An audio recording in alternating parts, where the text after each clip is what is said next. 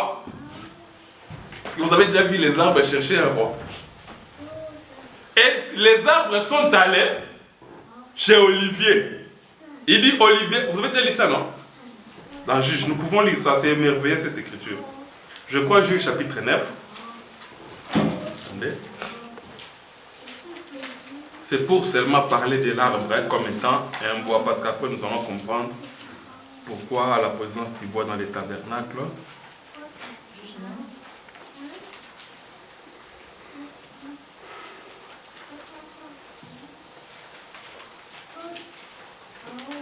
Juge chapitre 9, si nous pouvons lire le verset, à partir du verset 7. Je lis au nom de Jésus. Il alla se placer sur les sommets de la montagne. 7. Commence par le verset 7.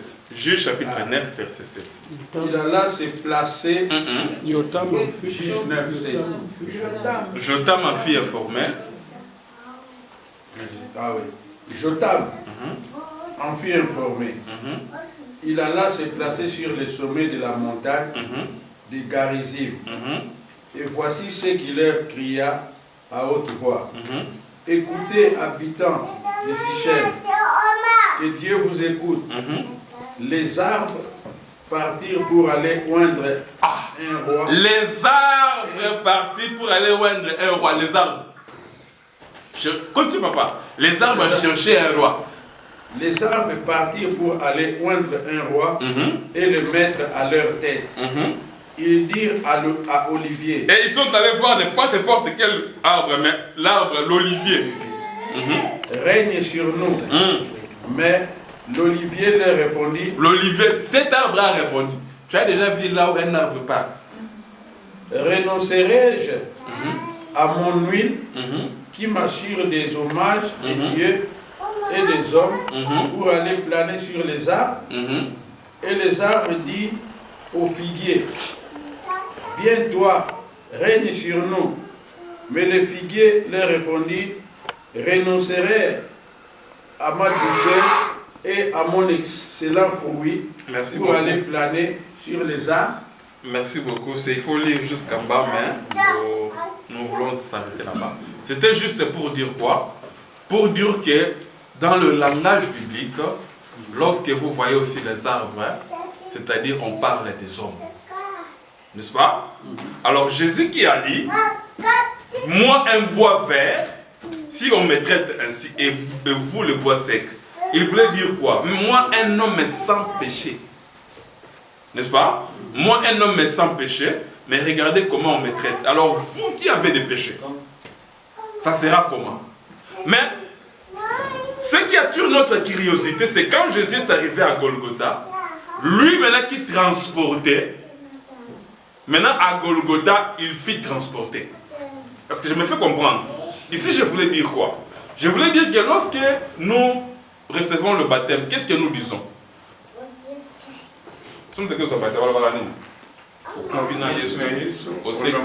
Ah, c'est pour dire que quand Jésus transportait les lignes, tout ça, n'est-ce pas? Vous voyez? Tout ça, donc, c'est Golgotha, on était là. Oh. Est-ce que je me fais comprendre? C'est que pendant que Jésus souffrait, on était là. Parce que quand nous avons c'est que tozonga ka place wana na Golgotha. Parce que Jésus est mort une seule fois. Tozonga kakuna. Ah, donc Jésus qui a transporté nos péchés, Jésus qui a transporté nos douleurs, mais il arrivera aussi un moment, nous devons aussi transporter l'œuvre de Dieu. Quelqu'un me comprend? Parce que Jésus, pour nous sauver, il nous a transportés. Jésus-Christ, notre force, notre kilo, était pesé sur lui. Mais Jésus voudra ce que lui aussi à son tour, quand lui devient sacrifice, quand lui devient une œuvre de Dieu, et que nous puissions les transporter aussi. C'est ce qui s'est passé à Golgotha. C'est que Jésus a transporté le bois Mais le bois à son tour doit aussi transporter Jésus. Quelqu'un me comprend? Alors c'est pour dire quoi? C'est pour dire que les ustensiles, c'était deux membres qui composaient un corps où la gloire de Dieu devait descendre. Mais bien aimé, si j'aimerais parler ça d'une manière ecclésiastique, moi je pense que tout un chacun de nous, nous avons des problèmes, nous avons des difficultés. Mais nous devons savoir ceci, et que le Dieu du ciel a transporté nos problèmes. Le Dieu du ciel a transporté nos difficultés. Mais ce Dieu-là, il a aussi besoin que nous puissions transporter son œuvre. Et que nous puissions prendre la charge de son œuvre. Parce que vous allez comprendre que le roi qui était en train de jouer avec les ustensiles, lorsqu'il a touché les ustensiles de Dieu, c'est alors que la main est venue pour écrire. C'est pour dire que la protection des ustensiles était faite par la main.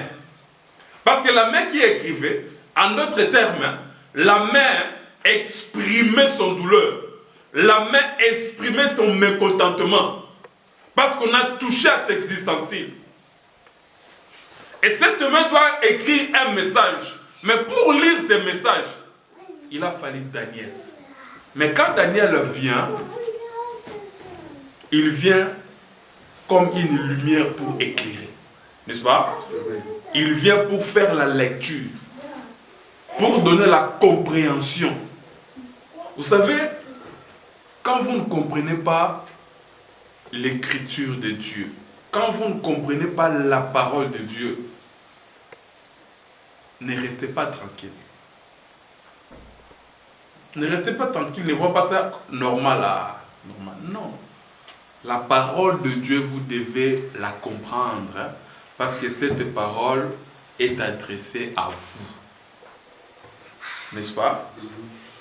Quand le roi a vu les doigts écrire, le roi n'a pas dit que non, ça n'a pas d'importance. Non. Le roi n'était pas tranquille. Il voulait à tout prix connaître la signification de ces choses. Voilà, quand Daniel vient, il lui donne le message que le doigt a transmis. Par cette écriture. Mais lorsque vous ne comprenez pas la parole de Dieu, vous ne comprenez pas une écriture, Seigneur, je sais que cette écriture, cette parole, ces messages, je l'ai écouté, mais je n'ai pas compris. Seigneur, parle-moi. S'il ne te parle pas par le Saint-Esprit, il enverra un Philippe. Comme à cet évêque éthiopien qui lisait, qui ne connaissait pas le sens du livre du prophète Ésaïe. Mais il lisait quand même. Et quand Philippe est venu, il a posé la question, comprends-tu ce que tu lis? Il dit, mais je dois comprendre comment, parce que c'est Dieu qui l'a envoyé. C'est que quand vous écoutez la parole de Dieu, ne dites pas que cette parole, ce n'est pas pour moi. Ne dites pas que c'est pour mon voisin. Dites que Dieu m'a parlé. Dieu m'a dit quelque chose. Qu'est-ce que je dois faire? Moi, je pense que le pasteur avait donné un communiqué ici. Si nous pouvons soutenir l'œuvre de Dieu, on doit le faire, oui, je crois, nous tous, nous avons donné, que nous allons donner ceci, c'est cela. Mais moi, j'aimerais que tu puisses comprendre ça d'une manière autrement. Et que tu vois que l'œuvre de Dieu, je dois porter cette œuvre. Parce que le Seigneur m'a porté sur son dos. Et à chaque fois que l'œuvre de Dieu a un problème, a une douleur, je dois intervenir. Vous savez ce que Dieu a fait avec les enfants d'Israël? Dieu a trouvé les enfants d'Israël qui étaient en Égypte comme étant esclaves. C'est-à-dire comme esclaves ils faisaient des travaux forcés, n'est-ce pas? Dieu les a sauvés. Dieu les a libérés. Mais Dieu les a libérés, les a amenés jusqu'à la montagne de Sinaï. Arrivé à la montagne de Sinaï, Dieu prend encore la loi, leur donne. Vous savez, ça signifie quoi? Ça signifie que Dieu a sauvé son peuple qui était esclave, mais Dieu les a amenés quelque part pour faire de son peuple son esclave. Parce que le peuple était devenu esclave de la loi. C'est-à-dire, Dieu nous a sauvés de l'esclave du péché, de la vie du péché, pour nous faire esclaves de sa parole. Est-ce que je me fais comprendre? Amen. Donc, il nous a tirés dans le monde pour nous faire... Nous disons, nous sommes un royaume de sacrificateurs. Vous savez, la Saranine. Nous sommes un royaume de sacrificateurs. Cela veut dire que nous sommes un royaume de Dieu qui donne des sacrifices. Voilà maintenant les moments de sacrifice. Nous sommes des gens qui doivent faire des sacrifices. Voilà pourquoi nous sommes un royaume de sacrificateurs. Parce qu'un sacrificateur doit avoir les sacrifices. Un sacrificateur sans sacrifice n'est pas un sacrificateur. En français d'ailleurs on dit, on connaît le moine par son habit, n'est-ce pas?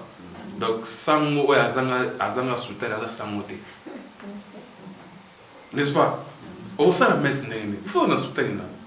C'est que nous sommes un sacrificateur. Batala qui va pi namaboko sokaza na sacrifice. Au quoi battre qu'on sacrificateur sans sacrifice, mais tel que nous sommes des sacrificateurs, non? Ah toi ici qu'on est sacrificateur zaka moté non non. Aza mutu azo pesa nzambe.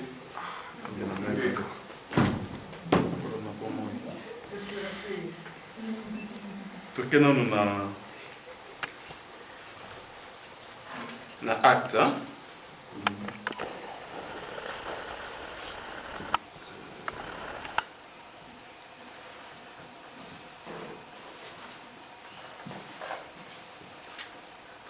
Acte, hein?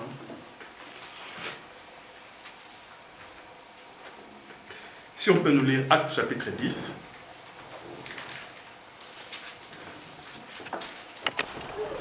Acte chapitre 10 du 1er au 4e verset.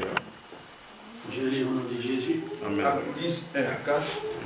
Il y avait à Césarée un homme nommé Corneille. Il y avait un homme nommé Corneille. Centenier dans la cohorte dite italienne. Cet homme était pieux et craignait Dieu avec toute sa maison. Il faisait beaucoup d'aumônes au peuple. Pardon, il faisait quoi? Beaucoup d'aumônes au peuple. Il faisait quoi, papa? Il faisait beaucoup d'aumônes. Il faisait beaucoup d'aumônes. Donc, retenez d'abord le mot aumône. Hein? Continuez. Et priait Dieu continuellement. Vers la 9e heure. C'est-à-dire, il faisait l'aumône, les aumônes, pourquoi?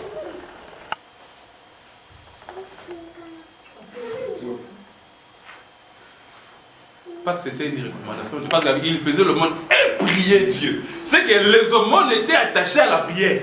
C'est qu'il le faisait par rapport à la parole de Dieu. Il assistait les gens. Comme Jésus a dit, un jour à Kolobani Nabi, j'ai manqué les habits, vous m'avez donné ça. Vous retournez main, Seigneur. Quand est-ce que vous avez manqué l'ambabi? Quand vous avez fait ça à un de mes petits. Est-ce que vous comprenez un peu? C'est-à-dire, ce que cet homme faisait, il le faisait conformément à la parole. Continuez. Il faisait beaucoup d'aumônes au peuple et priait Dieu continuellement. Vers la 9e heure du jour, il vit clairement dans une vision un ange de Dieu qui entra chez lui et qui lui dit Corneille. Donc cet homme, si nous pouvons retenir dans ce verset, la Bible parle de ces deux choses. Il faisait les aumônes et il priait. N'est-ce pas? C'est que il n'était pas seulement un homme de prière sans poser des actes. N'est-ce pas? Il était un homme qui priait, mais il était aussi un homme qui posait des actes. Il faisait quoi? Il faisait des aumônes. Écoutez maintenant les témoignages de l'ange. Les regards fixés sur lui et saisis de foi. Il a vu quoi? Les regards. Non. Ok. Je réponds. Il vit clairement dans une vision un ange de Dieu. Il a vu un ange de Dieu qui entra chez lui et qui lui dit Corneille. Les regards fixés sur lui et saisi de foi, il répondit qu'est-ce Seigneur? Et l'ange lui dit tes prières et tes aumônes sont montées devant Dieu. Il a dit tes prières et tes aumônes. Parce que dans verset 1, il faisait des aumônes et priait, n'est-ce pas? Maintenant, quand l'ange vient témoigner, il dit tes prières et tes aumônes sont montées.